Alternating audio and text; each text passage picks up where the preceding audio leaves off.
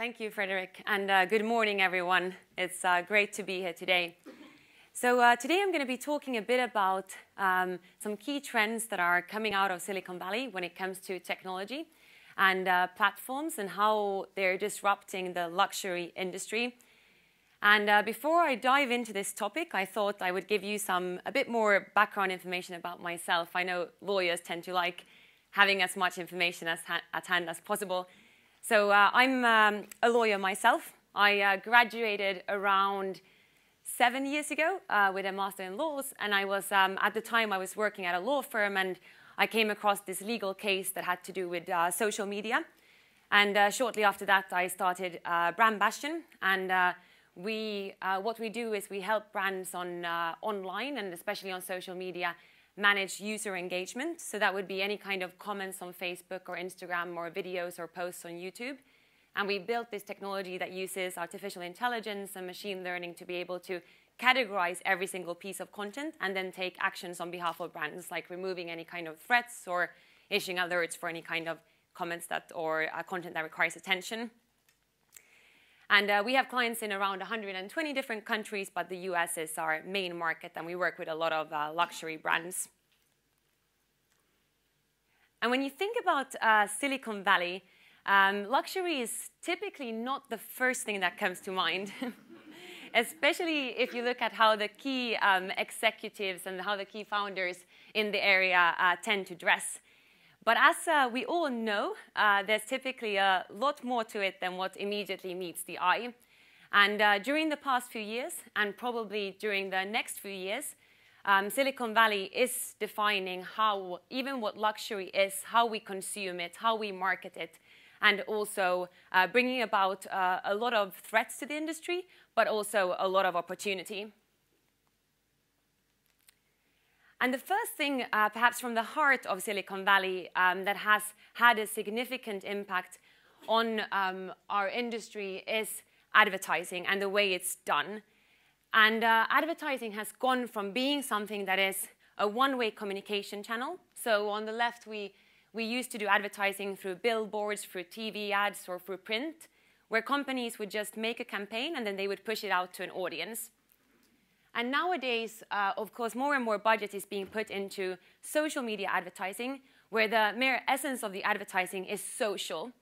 And this year, companies are estimated to spend an astonishing $70 billion on social media advertising. And as you see here in the example, if you run, for example, a Facebook or Instagram ad campaign, people can comment on these ads. And if the ad is reaching, let's say, an audience of 500,000 people, the comments are as well reaching that same audience. So in the comment section, there might be people showing love for a brand, which is of course great, but there might also be people spreading information that isn't true. There might be like defamatory comments about people or then comments that are, for example, selling products or even linking to counterfeiting products or sites. And what we also saw last year, there was a massive rise in these kind of social media crises where people actually started commenting about an ad campaign. Maybe they thought it wasn't inclusive enough, or maybe they thought it was racist. But these kind of things tend to snowball very quickly when advertising is as interactive as it is today.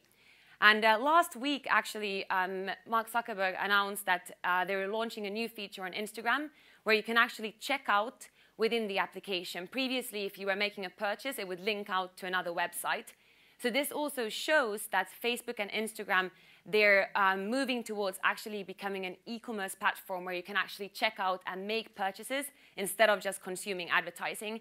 So this is going to lead to a lot of new challenges and a lot of new opportunities for brands.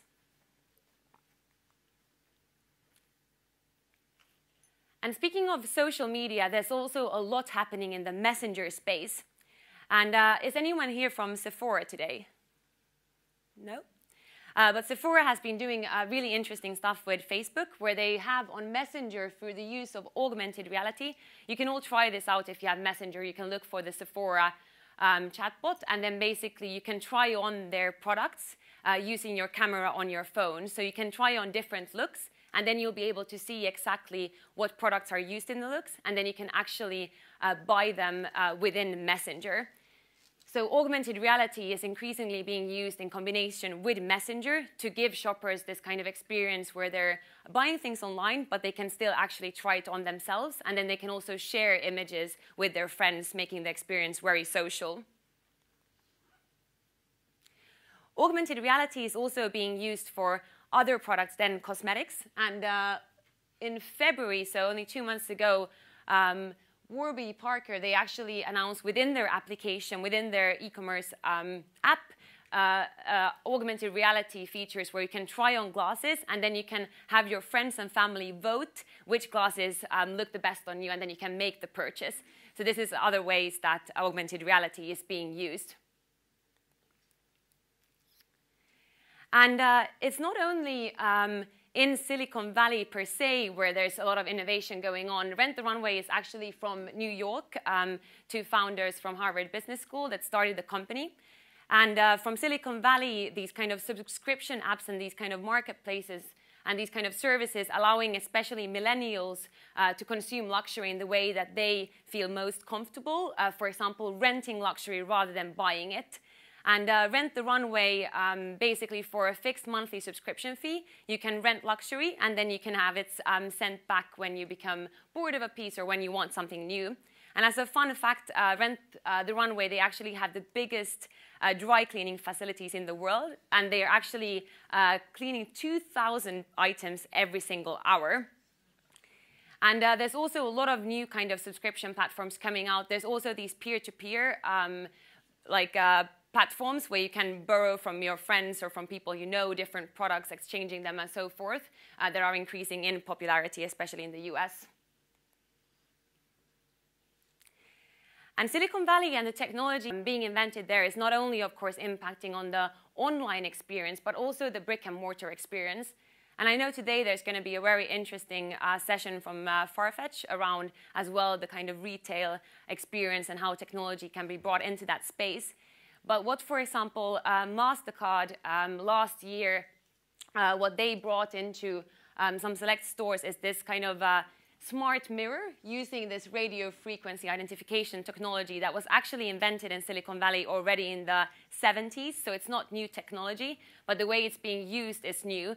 And this actually allows people, when they're in a fitting room, they can actually check out already whilst they're wearing something, having it on them, making the decision, and then being able to pay for it. And these kind of smart mirrors are also being used, for example, by Burberry, where you're able to, for example, wear a handbag and then you can see in a mirror how it's been worn on the runway and so on to inspire you when you are in an actual retail space. So this is very interesting and something that I think we'll be seeing more of during this year.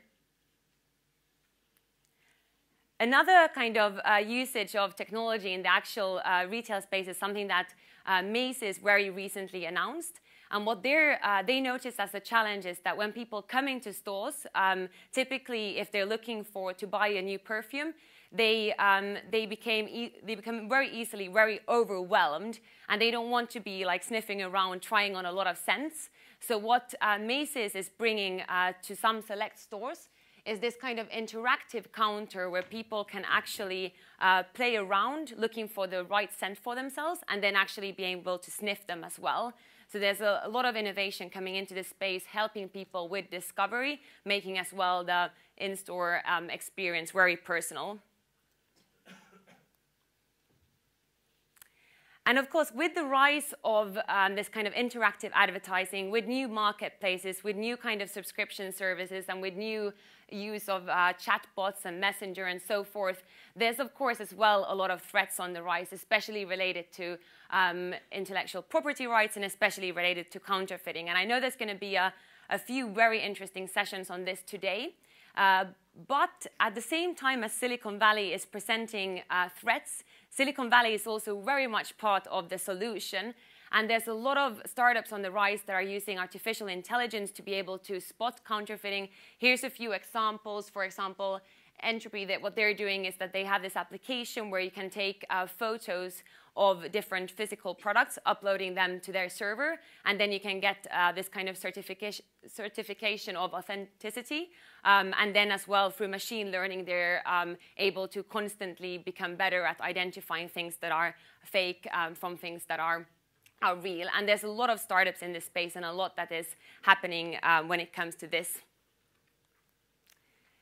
But all in all, I think what this day is all about is figuring out that what do all these new innovation, what does it mean for our industry, and how can we not only protect the brands that we work with, but how can we also help them grow, and how can we utilize these technologies to actually bring about reaching new audiences and bring about a lot of new innovation and great things to our industry. So I think it's very important to remember that we shouldn't only be defensive, only be kind of protecting ourselves, but we should very much be utilizing all these new technologies for growth and to bring about a lot of positive things for our brands. So that was a quick intro to these topics, and I'm looking forward to kind of diving into them today with all of you. So thank you.